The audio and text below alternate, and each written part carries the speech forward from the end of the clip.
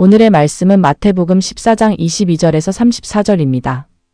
예수께서 즉시 제자들을 재촉하사 자기가 무리를 보내는 동안에 배를 타고 앞서 건너편으로 가게 하시고 무리를 보내신 후에 기도하러 따로 산에 올라가시니라. 저물매 거기 혼자 계시더니 배가 이미 육지에서 술이나 떠나서 바람이 거스름으로 물결로 말미암아 고난을 당하더라. 밤 사경에 예수께서 바다 위로 걸어서 제자들에게 오시니 제자들이 그가 바다 위로 걸어오심을 보고 놀라 유령이라 하며 무서워하여 소리 지르거늘 예수께서 즉시 이르시되 안심하라 나니 두려워하지 말라.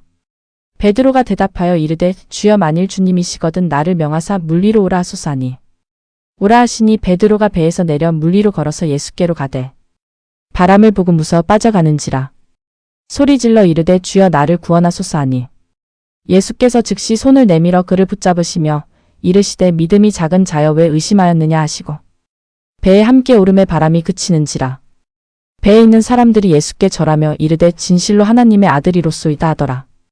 그들이 건너가 게네사렛 땅에 이르니 오늘의 말씀을 받들어서 영접하는 자가 되려면 이라는 제목으로 하나님의 말씀을 함께 증거하도록 하겠습니다. 너무나 유명한 본문이고 그리고 우리도 예전에 많이 묵상했던 본문인데요. 오늘은 이 본문을 가지고 정말 우리가 주님을 영접한다라는 그 의미가 무엇인지를 깨달아 알고 그리고 영접한다라는 것은 어떤 일회성적인 사건이 아니라 과정이다라는 것을 우리가 한번 생각해 보자는 의미에서 오늘의 본문을 우리의 믿음을 위해서 함께 다시 한번 더 묵상해 보자 합니다. 이 본문은 모든 복음서에 기록되어 있죠. 이 본문은 마가복음과 요한복음에 함께 기록되어 있고 그리고 공통적으로 기록되어 있는 사실은 뭐냐면 오병이어의 사건 뒤에 역사된 사건이라는 것이죠. 그래서 하나님을 잘 안 믿고 교회를 안 다니는 그런 세상의 사람들조차도 예수님이 무리를 걸었다 이러한 사건들은 잘 알아요. 그죠? 그리고 교회를 안 다녀도 다윗과 골리앗의 사건도 잘 압니다. 어떠한 사람으로서는 도저히 도파할 수 없는 그런 현실의 한계에 맞닥뜨렸을 때 하나님의 도우심. 그것도 뭡니까? 세상에서도 어떤 모세의 기적이라고 통하는 물이 갈라지는 바다를 보고 모세의 기적이라고 부르기도 하고요. 그리고 남자들의 목젖을 영어로 뭐라고 부릅니까? 아담스 애플. 아담이 선악과를 먹다가 목에 걸려서 그때 여기 튀어나왔다.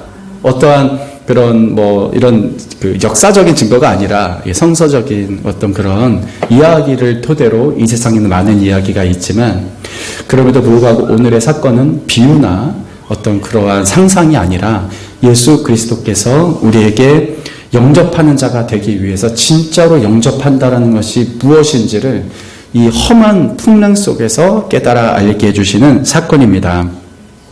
영접이라는 말 많이 들어보셨죠? 네, 그냥 가지가 접붙임 당하는 게 그런 거 아니겠습니까? 그런데 내 마음에 주님을 영접하다라는 것은 무엇이냐면 주님께서 우리에게 권능을 행사하실 수 있도록 우리가 그것을 받을 수 있는 자녀가 되도록 만들어 주신다라는 거예요. 그래서 요한복음에 따르면 그 이름을 믿는 자, 영접하는 자에게는 하나님의 자녀가 되는 권세를 주셨다. 이 권세는 현실을 바꿀 수 있는 능력을 말합니다. 그 능력은 자녀여야만 받을 수 있는 것이고 그 능력의 근원은 하나님께로부터 나와서 예수님의 이름을 통해 이 땅의 역사가 되는 것이죠. 그래서 우리가 두려워할 것은 풍랑과 파도가 아니라 오히려 하나님이고 우리가 또한 사랑하고 원해야 될 것도 이 세상의 쾌락과 물질이 아니라 하나님 자체임을 이 본문은 알려주고 있는 것입니다. 사실 요한복음에도 누가복음에도 마태복음에도 이 오병이어의 기적은 다 나오잖아요. 근데 오병이어의 기적 속에 공통된 것은 무엇입니까? 예수님을 왕으로 삼으려 했을 때 예수님 그들을 떠나버리셨어요. 왜냐하면 그들이 예수님을 영접하는 이유가 달랐기 때문이에요. 예수님은 요한복음에서 그들은 표적을 본 까닭이 아니라 떡 먹고 배부른 까닭이다. 육체의 소용만 위해서 예수님을 영접하는 그러한 자였다라는 것이죠. 그러나 우리가 이 시간 베드로가 어떻게 주님을 영접하게 되는지, 그리고 주님이 원하시는 진정한 영접의 의미는 무엇인지를 이 본문을 통해 생각을 해보고자 합니다. 요한복음에서의 오병이의 사건 속에서는 사람들이 다 이제 다시는 그와 함께 다니지 않았다. 생각해 보세요. 5,000명 되는 사람이 등을 졌다고 생각해 보세요. 그러니까 예수님이 제자들에게도 너희도 가려느냐 이랬을 때에 베드로가 뭐라고 합니까?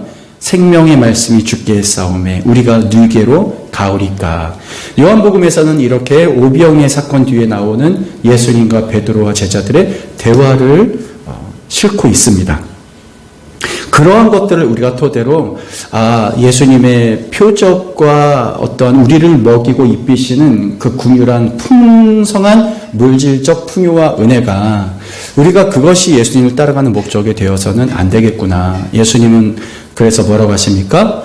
내가 생명의 떡이다 라고 하시는 거예요. 너희에게 필요한 것은 오병이어로 불어난 이 놀라운 기적과 이 물고기와 떡들이 아니라 바로 나라는 하늘에서 내려온 참떡, 내가 너희들에게는 영생을 줄 수 있는 것이다 라는 것이죠. 그래서 그때에 22절을 보면 예수께서 즉시 제자들을 재촉하사 자기가 무리를 보내는 동안에 배를 타고 앞서 건너편으로 가게 하셨다라는 거예요. 자, 그들의 마음이 지금 뺏겼습니다. 그들은 지금 어마어마한 기적을 체험했어요. 여러분 앞에서 오병이어의 사건이 실제적으로 일어난다고 생각을 한번 해보시면 어떻겠습니까? 이게 정말 황홀하고 정신이 하나도 없고 내가 나눠주면서도 이게 말이 안 되는 거잖아요. 세상에 뭐 트릭으로 마술로 뭐 카드를 막 하면 카드가 어디서 막 쏟아지는데요. 뭐 뒤에 어둡게 하고 여기저기서 빼내는 거 아니겠습니까? 결국엔. 그러니까 그런데도 불구하고 정말 주님이 축사하신 후에 너희 보고 나눠주어라 라고 했을 때에 그들은 나눠주었지 이건 누구에게 나눠주란 말입니까? 하고 한 명도 토를 달지 않았다라는 거예요. 그러니까 그들이 나눠줬을 때에 자기도 믿지 못할 질량 보존의 법칙이라고 할까요? 과학적으로 말하면 이게 그냥 어떤 과학 법칙도 주님의 앞에서는 순종하는 어린 양이 돼버리는 거예요. 파도도 사망을 내어주고 그리고 물질도 주님이 나가라 하면은 이게 끝없이 나가는 겁니다. 그때 제자들은요, 이제 다 됐다라고 생각을 했을 거예요. 왜? 일단은 양식의 문제가 해결이 됐지 않습니까? 그죠? 지금으로 따지면 전쟁할 이유가 없는 거예요. 네, 양식의 문제, 에너지의 문제, 자원의 문제가 해결이 된 거지 않습니까?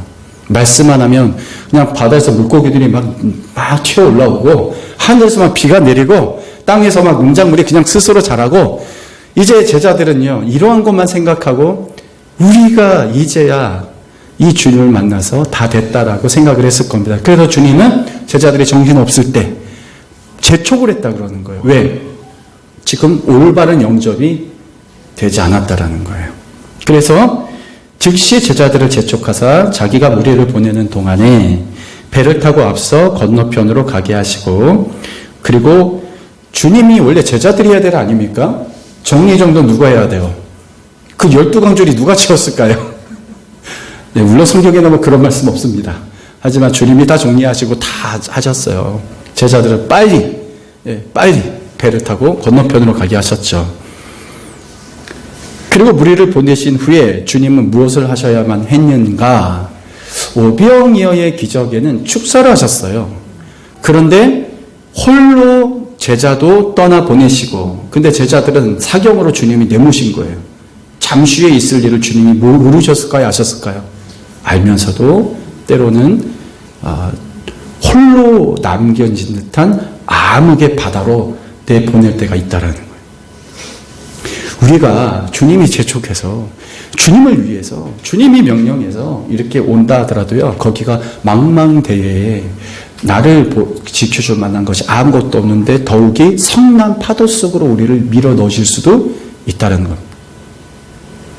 그 주님이 어떻게 제자들한테 이러실까요? 지금 배부르게 먹고 지금 막 배부르고 피곤함도 있는데 막 환상적이고 기분이 좋아가지고 그냥 들뜬 분위기의 제자들을 어떻게 갑자기 반대의 상황, 먹고 배부른 상황에서 사람들에게 추앙받는 상황에서 저 바닷속으로, 험난한 바닷속으로, 폭풍 속으로 내미시냐 이거죠.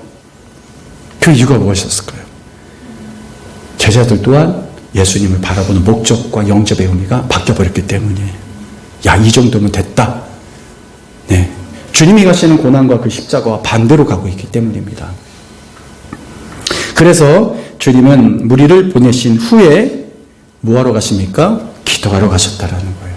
우리가 때로 혼자라고 느끼고 사망의 음침한 골짜기로 다닐지라도 주님은 우리를 위해서 지금도 기도하고 계신다는 것입니다. 무엇을요? 우리가 주님을 영접하는 그 영접의 의미가 바른 의미가 되고 그것으로 말미암아 얻어진 믿음이 바른 믿음이 되게 하기 위해서이죠. 그래서 이 배는 이미 육지에서 술이나 떠나서 바람이 거스름으로 물결로 말미암아 고난을 당하더라. 밤 사경에 예수께서 바다 위로 걸어서 제자들에게 오셨다. 그래서 예수님은 산에 가셨다가 다시 내려와서 바다로 가셨는데 여기서 그 유명한 사건, 바다 위로 걸어 오신 거예요. 예수님이 본 것은 무엇일까요? 우리가 주님을 못 볼 때에도 주님은 우리를 보고 있다는 거예요. 산에 있든 육지에 있든 바다에 있든 주님은 우리를 위해 기도하시고 우리의 상황을 보고 계신다는 겁니다. 밤 사경이 맞도록 그 새벽에 주님은 이때다. 이제는 그들이 더 이상 뱃사람이다 할지라도요. 그들은 거기에서 도 같은 사람들 아니겠습니까? 그냥 눈만 감아도 그냥 바람만 불어도 이 바람이 어디로 불어가는지 알 정도의 그러한 사람이에요. 바다 사람들이에요. 자기 고향입니다. 그런데 거기에서 그들이 정말 이쪽이 어느 쪽인지 저쪽이 어느 쪽인지 칠흑 같은 어두운 바닷속에 방향 감각이 없지 않습니까? 거기 뭐 가운데 등대가 있는 것도 아니었을 테고요. 전기도 없었던 시절에 풍랑이 몰아온다는 것은 암흑 같은 그런 어둠의 먹구름들이 짙게 깔렸을 텐데 어디가 도대체 우리가 온 길이고 어디로 가야 할지를 모르는 상황 속에서 배는 뒤집어지려고 하고 있어요. 그 공포와 그 떨림 속에서 그들은 어떻게 하겠습니까? 그 오병이의 사건이 싹 없어지는 거예요.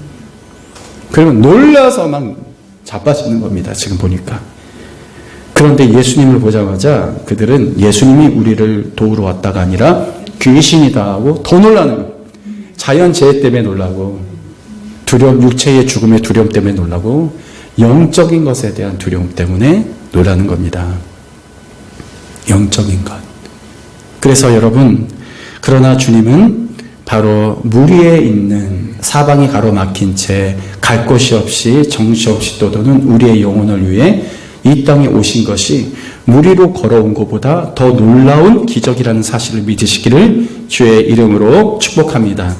그때 같은 이 본문을 마가복음 6장 48절은 이렇게 기록하고 있어요. 바람이 거스름으로 제자들이 힘겹게 누워 젖는 것을 보시고 밤 사경쯤에 바다 위로 걸어서 그들에게 오사 지나가려고 하시매라고 더 정확하게 되어 있습니다. 예수님의 그때 행적과 예수님의 의도를 더 정확하게 표현하고 있어요.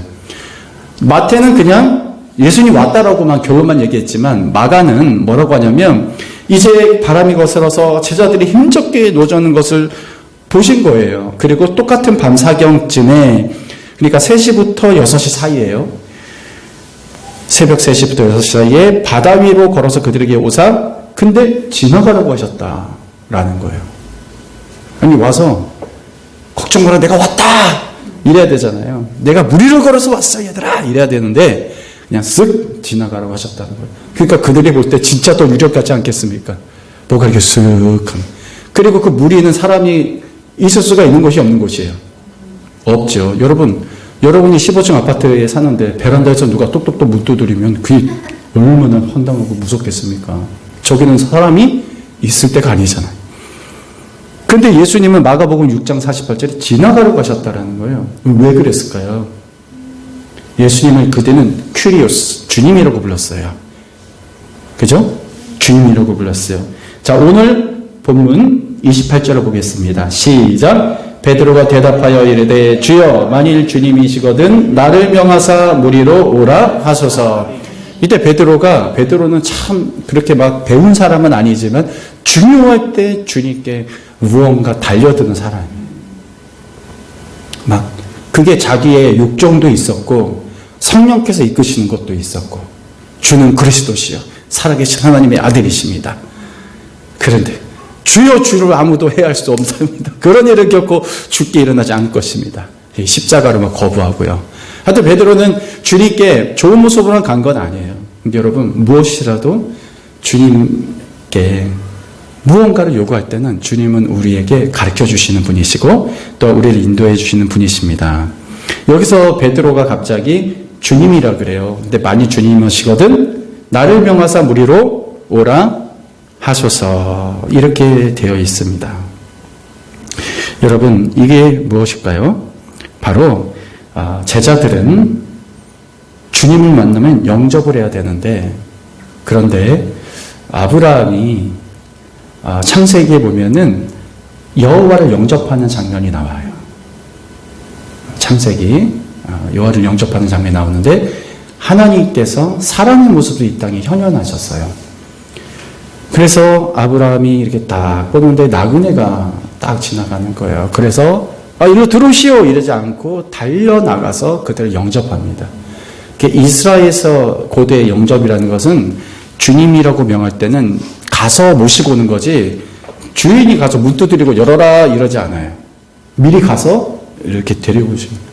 그러니까 주님이시거든 나를 명하사 오라 하소서라고 하는 것은 뭐냐면 나로 하여금 주님을 영접하게 하소서. 왜요? 이 시간은 정말 주님이 아니면 안 되는 이 떡과 지금 배고픔이 문제입니까? 그들에게 있어서 오병이어가 지금 중요할까요? 식량의 문제가 중요할까요? 당장 이 배가 육지에 달 수만 있다면 그러기 위해서 절박한 심정으로 주님이시면 나를 오라 명하소서. 나도 모르게 주님을 영접해야 된다라는 절박한 베드로의 심령. 근데 그는 깜빡 잊고 있었어요. 여기가 지금 어디예요? 바다 위라는 걸 깜빡한 거예요. 그런데 무리라도 오라 하소서라고 하는 거예요. 왜요? 예수님이면 베드로와의 깊은 조우가 있잖아요. 만남이 있었잖아요. 정말로 예수님이 주님을 주여 나를 떠나소서라고 주님이라고 처음 불렀을 때가 언제입니까? 물고기가 그냥 많이 잡혔을 때예요. 그러니까 베드로는 이미 주님의 역사를 바다에서 이미 경험을 했기 때문에 이게 육지든 아니면은 바다 한가운데든 상관이 없이 주님이시면은 나를 영접하라 명하시면 내가 순종하겠나이다 라고 말씀한 거죠. 왜요? 그렇게 해서라도 저건 유령이 아니라 예수님이라는 사실을 목소리를 듣고 깨달았기 때문입니다. 그때에 무리로 걸어서 오라, 29절에 보면 오라 이렇게 된 거예요. 오늘 찬양처럼 오라라고 한 거예요. 그래서 여러분, 그러나 여러분이 배를 타고 가다가 네, 주님 저기 이제 딱 한 200m 되면 이제 선착장인데 뭐 그렇게 이런 그런 부분이 아니라 이 인생에 내가 발 디딜 수 없는 모든 한계 속에서도 주님이 오라 하시면 가능하다라는 것이지 내가 그것을 시험해서 나의 믿음을 드러내는 것이 절대 아니라는 것이죠. 그때에 바로 이것이 있습니다. 마태복음 14장 28절에서 세 가지 단계로 영접하는 단계가 나오게 돼요. 자, 이것을 한번 우리가 들여다보도록 하겠습니다. 28절 함께 읽어보겠습니다. 시작. 베드로가 대답하여 이르되 주여 만일 주님이시거든 나를 명하사 무리로 오라 하소서 하니. 여기서는 베드로도 모르게 영접하는 세 가지의 그런 단계가 나오는데 먼저 우리가 주님을 영접한다라는 의미는 주님은 나의 주님이십니다. 이것이요 함부로 할 수 없는 말이에요. 왜냐하면 주님은 나의 주님이고 나는 무익한 주님의 종입니다. 비굴하다는 뜻이 아니라 주님의 기속된 자입니다. 내 삶은 주님의 것입니다. 여러분 우리가 예수님을 주님이라고 부르잖아요. 그리고 기도할 때도 주여라고 하잖아요. 퀴리오스. 그렇게 됐을 때는 우리의 모든 것이 종속이 되어버리는 거예요. 근데 그것은 속박과 결박이 아니라 그 안에서의 참 생명과 평안과 자유함입니다. 주님께 붙들려 있지 않으면 세상에 나가면 내가 자유한 것 같지만 그 자유는 자유가 아니라 방종인데 거기에는 괴로움과 고민과 질고가 있어요. 근데 주님을 나의 주님으로 영접하고 그 주님이 나의 주님이라는 걸 인정한 순간, 영접이 시작되는 순간 우리의 삶은 누구에게 기속이 됩니까? 주님께 온전히 기속이 되는 거예요. 그러니까 나의 주장과 나의 생각과 나의 고집과 나의 것, 나의 목적과 나의 만족이 없어지고 나의 삶이 온전히 주님께 바쳐지는 거예요. 나의 삶이 전제로, 그러니까 태워지는 제물로 주님께 바쳐지는 겁니다. 그래서 이것을 영적인 예배라고 부르는데요. 내가 주님이라고 부르는 그 주님과 나의 관계가 진짜라 주님과 종의 관계가 되잖아요. 그러면 어떻게 됩니까? 영접하는 자, 곧 그 이름을 믿는 자에게는 하나님의 자녀가 되는 권세가 임하는 겁니다. 그 권세를 그가 자기를 위해 쓸까요? 주인을 위해 쓸까요? 그렇게 되는 거예요. 그러니까 주님이 기뻐하시는 일을 행할 수가 있게 되는 것이죠. 먼저 첫째, 이 변화는 무엇이냐?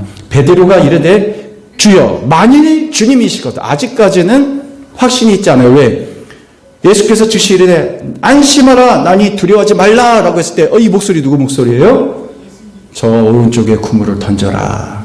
그 배를 내가 써도 되겠느냐? 사탄아, 내들어. 막 예수님의 목소리인 거예요. 근데도 아직 확신이 없어요. 그런데 영접하는 진짜 시작이 된 거예요. 그래, 진짜 주님이시라면 이 상황은 해결될 수 있다. 만일 주님이시라면. 근데 그런 믿음이 있던 거예요. 여러분도 사실 내가 할 수 없는 게 많잖아요. 근데 이렇게는 거부할 수 없는 믿음은 하나 있을 거예요. 자, 어려운 상황이 닥쳤어요. 근데 뭐 우리가 여기에서 그래도 힘내십시오 하면 다 아멘 하죠. 근데 나밖에 없는 상황에서 부부에게도 알릴 수 없고 자녀에게도 기댈 수 없고 정말 나 혼자 감당해야 되는 어떤 어려움과 깊은 고민이 있을 수가 있단 말이에요. 그럴 때 이걸 어떻게 해야 되나 라고 했을 때 내가 해결할 수 없는 거는, 그리고 이것이 해결될 수 있다는 믿음은 약해도, 근데 이런 믿음은 여러분에게 다 있습니다. 어떤 믿음이요? 예수님이라면 할 수 있다. 근데 여러분, 이 중에 누구도 예수님도 안 될걸? 전혀 그런 분은 한 분도 없어요. 여기서 시작인 거예요. 우리가 할 수 있는 건 없잖아요. 그러니까 주님이 오라고 해야 갈 수도 있는 거지. 주님이시면 내가 가겠습니다, 나를 지켜주시옵소서도 아니고, 모든 것은 주님의 손에 달렸다라는 거예요. 근데 영접해야 되잖아요. 그 결례적인 영접이 영적인 영접으로 이제 바뀌는 겁니다. 진짜 주님이시라면 괜찮다, 할 수 있다라는 믿음의 영접이 들어가기 시작하는 거예요. 혈병을 가진 여인처럼 우리가 매주 나누죠. 자기의 것을 다 쏟아 부었잖아요. 재산도 할 수 있는 건 다 했어요. 그런데 사람들은 더 그녀를 경멸하고 그녀의 인생에서 이제 돈까지 허비하니까 아무것도 남은 게 없으니까 결국 어떻게 돼요? 예수님이라면 그 옷가에 손만 닿아도 나올 수 있다라는 그러한 마지막 믿음이 꿈틀거리기 시작합니다. 그래서 만일 주님이시거든, 여기서 영접의 첫 단계, 예수님이라면 불가능이 없다는, 그분은 하나님의 아들이다라는 그것에 대한 전적인 믿음은 겨자씨만한 믿음이어야 하는 것입니다. 그렇게 믿으면서 왜 이건 의심해? 아니에요. 우리는 그럴 수밖에 없어요. 지금 제자들은 예수님을 유령으로 착각하잖아요. 그런데 무슨 믿음이 있었습니까? 주님이라면 됐다, 그런 믿음 하나만 있으면 되는 것입니다. 그것이 영접의 첫 단계. 두 번째 단계는 뭐예요? 나를 명하사라는 거예요. 나를 명하사. 내가 할 수 있는 건 아무것도 없습니다. 자기 부인이 된다라는 것이죠. 내가 예수님보다도 더 일찍 태어나서 이 바다에 관해서, 낚시에 관해서라면, 바다에 관해서라면 예수님보다는 내가 더 잘합니다. 평생을 여기서 내가 바쳤는데요. 파도 소리만 들어도 이게 지금 뭐 어느 정도인지 저는 다 알 수 있습니다. 또 아닌 거예요. 아, 예수님, 어부업에 관해서라면 저한테 그냥 좀, 그거는 제가 예수님께 좀 어느 정도 가르쳐 드릴 수 있을 것 같습니다. 전혀요. 왜요? 예수님 말씀으로도 물고기를 순종시키는, 파도도 예수님 말씀에 순종하는 사람이기 때문에 어떻게 보면 우리의 한계를 알게 하신 것은, 그것은요, 여러분, 우리가 마귀처럼 되지 않을 수 있도록 우리의 한계를 정하신 하나님의 은혜의 울타리라고 우리는 믿어야 될 것입니다. 그 울타리를 넘으려 했던 자가 사탄이에요. 하늘 보좌에 내가 오르리라 했잖아요. 그래서 우리는 그런 연약함을 통해서 그래, 내가 아침에 눈을 뜨는 것조차 내가 한 게 아니잖아요. 여러분이 자는 동안에 여러분을 지킨 게 여러분이십니까? 사람은 자는 동안에 얼마나 위험한 상황입니까? 나를 지킬 수가 없는 건데 내가 자기도 하고 일어나기도 하는 건 누구의 은혜입니까? 하나님의 날마다 지속되는 은혜시죠. 그래서 여기서 보면은 만일 주님이 이거 지금 첫 번째 주님이시라면은 하나님의 아들이심을 믿는다라는 그러한 증거. 그리고 두 번째 영접하는 단계가 뭐냐면 주님과 나와의 소통의 관계가 되는 거예요. 주님께서 명하시면 내가 순종하겠습니다. 그래서 영접에서 믿음의 기초 단계에서 이제 믿음이 어떻게 됩니까? 듣는 순종의 단계로 넘어가는 것입니다. 자, 그리고 그 뒤에 뭐라고 합니까? 무리로 오라 하소서라고 하는 겁니다. 이것은 무엇이냐? 믿음의 시작해서요. 그리고 주님을 듣는 순종의 단계로 넘어가잖아요. 그럴 때는 현실을 돌파하게 되는 것입니다. 바로 이 세 가지 단계가 누군가에게는 천천히 일어날 수도 있고 우리 베드로에게는 급진적으로 일어날 수 있어요. 근데 무리로 오라 하소서라는 것은 그것은 바로 좀 전의 믿음과는 다른 거예요. 왜요? 주님이 무리로 오라 하소서 하면 나는 간다. 근데 그런 황당한 요구를 왜 하냐는 거죠. 예. 그런데 첫 번째가 만일 주님이시거든. 그리고 뭐예요? 상황과 환경의 지배를 받지 않고 여기가 무리다 할지라도 진짜 주님이 무리에 있으면 나는 무리를 가서 주님을 영접하겠습니다. 주님이 하늘에 있으면 나는 공중으로 가서 주님을 영접하겠습니다. 내가 주님을 영접하는데 어떠한 장애물도 나를 방해하고 주님과 나의 관계를 오지 마라 여기 무리다 할 수가 없다라는 것입니다. 만일 주님이 원하시면. 바로 그러한 영접의 순서의 단계가 현실을 돌파하게 만든 것입니다. 사망이나 권세나 적신이나 칼이나 위험이나 다른 어떤 것이라도 하나님과 우리 안에서의 사랑을 끊을 수가 없느니라. 이것이 로마서 8장의 말씀인 것입니다. 그때의 주님은 한마디 하세요. 와, 이렇게 한마디 하십니다. 너무나 간단하지 않습니까? 근데 그때까지는 너무나 많은 베드로 안에서의 그 진정한 영접이 필요했던 거예요. 너희가 오병이의 사건을 보고 전혀 딴 생각을 할 때 그 얼마나 놀라운 기적입니까? 아니 그거 하나면 교회 부흥하는 게 그냥 밖에 나가가지고 오병이 하면 하나님 오늘 오병이의 사건 하나만 사람들 앞에서 하게 해주시면 그냥 일주일에 그냥 몇백 명씩 들어올걸요? 그러니까 하나님은 그런 교회를 원하지 않고 사람들을 돌려보냈다라는 거예요. 그리고 나서 진짜 사경의 밤에 주님을 영접하게 만드는 진정한 믿음의 돌파가 일어나게 된 것이죠. 그래서 29절에 오라 하시니 베드로가 배에서 내려 무리로 걸어서 예수께로 가되. 그래서 이것을 요한복음 6장에서는요 정확하게 베드로가 영접했다라는 것을 표현하고 있는데요. 요한복음 6장 21절에 이 같은 본문은 이렇게 표현합니다. 이에 기뻐서 배로 영접하니 배는 곧 그들이 가려던 땅에 이르렀더라. 예수님께서 시작하신 그곳에 주님께서 타라 했는데 지국인 죽게 생겼다. 이게 웬일인가가 아니라 예수님이 시작하신 것을 끝까지 목적지에 다다르게 하시는데 그 과정 속에는요 어마어마한 과정이 있었다는 거예요. 우리는 이 본문을 짧게 읽었지만 그들에게 있어서 그날 밤에 그 사건을 우리에게 설명 좀 해주시오 이러면요 그게 진짜 한 1년처럼 느껴지지 않았겠습니까? 그 몇 시간이 수십 시간 아니 1년만큼 긴 시간처럼 느껴지지 않았겠습니까? 여러분 격투기를 보더라도요 이게 뭐 비교도 안 되겠지만 그들은 뭐 어떤 이종격투기나 권투나 뭐 라운드가 있잖아요. 그럼 몇 분 안 되지 않습니까? 우리가 볼 때. 뭐 5분? 뭐 길면은 뭐 10분? 네. 보통 뭐 이종격투기 같은 경우는 1라운드가 3분이에요. 아유, 뭐 3분 안에 근데 그들이 느낄 때 3분은 어떻습니까? 얻어 터지고 내가 죽냐, 네가 죽냐고 막 힘은 빠져 죽고 그 힘든 상황에서 막 몇 초만, 한 1, 2초 만에 팍 넉다운 될 수 있는 그 상황에서 이 3분이란 시간은요, 우리가 느끼기 체감하는 30분의 시간 이상 간다는 것입니다. 너무 긴 시간이에요. 하물며 그들의 그 밤의 시간이 인생을 통틀어서도 그들의 그 간증을 만약에 들어볼 때는 얼마나 나의 온 인생의 살아온 게 다 한순간 지나가지 않겠습니까? 그 순간에? 그러면서 만난 분, 예수 그리스도를 진짜 영접하게 되었다라는 것이죠. 자, 우리 따라해볼까요? 주님을 영접하는 자는 인생의 목적지에 도착할 수 있습니다. 저와 여러분이 예수님을 영접하여 배에 함께 오름으로 예수님께서 시작하시고 설정하시고 목적지로 주님과 함께 영접한 자로 권세를 가지고 그 목적지에 인생의 항해를 온전히 통과하여 도달할 수 있는 축복의 한 해가 마무리되시기를 주의 이름으로 축복합니다.